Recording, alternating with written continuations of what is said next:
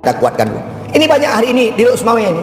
Kayak mana kita membuat kampung, yang kampung pun Lancang Garam. Bagaimana kita akan membuat kota Lok Semawe? Bagaimana kita akan buat Bandar Sakti? Bagaimana kita akan buat Indonesia?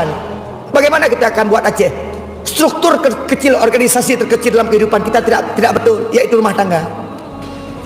Organisasi yang paling kecil dulu kita perbaiki, baru kemudian kita memperbaiki struktur-struktur yang besar. Kita awali daripada struktur yang kecil. Ya bubut leng rumah tangga leng. Jadi bagaimana agar bahagia rumah tangga ini? Satu saja, kalau boleh saya sampaikan, letakkan sesuatu pada tempatnya. Apa tugas kita sebagai seorang suami? Apa sebagai tugas seorang istri? Apa tugas sebagai seorang anak? Apa kewajiban kita sebagai seorang suami? Apa tanggung jawab kita sebagai seorang suami? Kalau kita tahu proporsi kita masing-masing, insya Allah rumah tangga akan hebat.